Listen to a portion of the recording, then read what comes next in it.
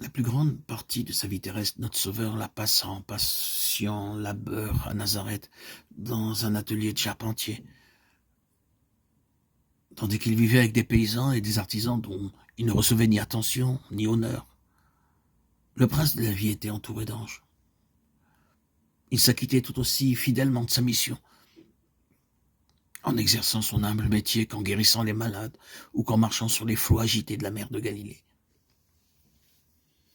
De même, dans les devoirs les plus humbles et la condition la plus modeste, nous pouvons suivre Jésus et travailler avec lui. L'apôtre dit que chacun, frère, demeure devant Dieu dans l'état où il était lorsqu'il a été appelé. 1 Corinthiens 7, 24. Le négociant dirigera ses affaires de manière à glorifier son maître par sa fidélité. S'il est véritablement chrétien, les hommes reconnaîtront que l'esprit de son maître inspire toutes ses transactions. L'artisan peut être un diligent et fidèle représentant de celui qui s'acquitta des devoirs les plus humbles dans les montagnes de la Galilée. Chacun de ceux qui se réclament du nom de Jésus-Christ devrait agir de telle sorte que le monde, en le voyant, puisse être amené à glorifier son Créateur et Rédempteur.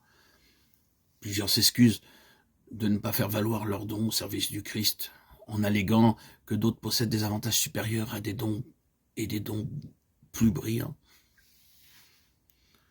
L'opinion semble généralement prévaloir que seuls ceux qui possèdent des talents spéciaux doivent consacrer leurs facultés au service de Dieu.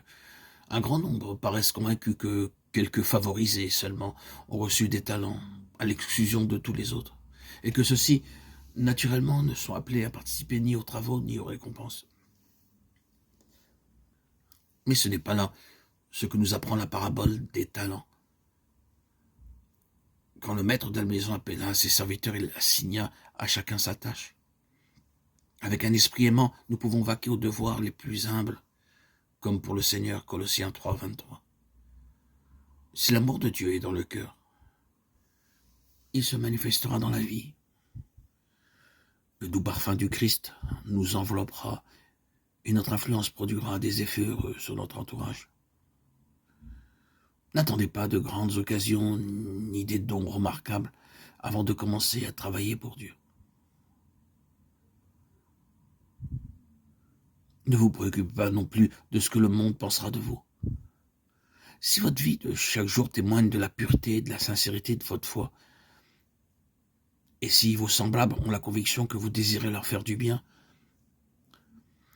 vos efforts ne seront pas entièrement vains. Le plus humble et le plus pauvre des disciples de Jésus peut être en bénédiction à d'autres.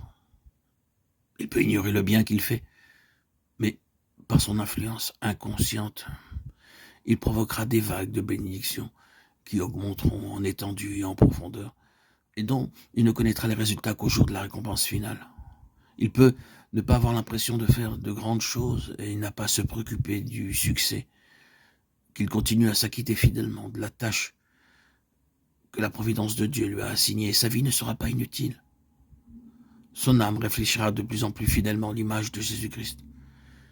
Il sera ouvrier avec Dieu dans cette vie et se préparera ainsi pour l'œuvre plus grande et la joie sans mélange de la vie à venir.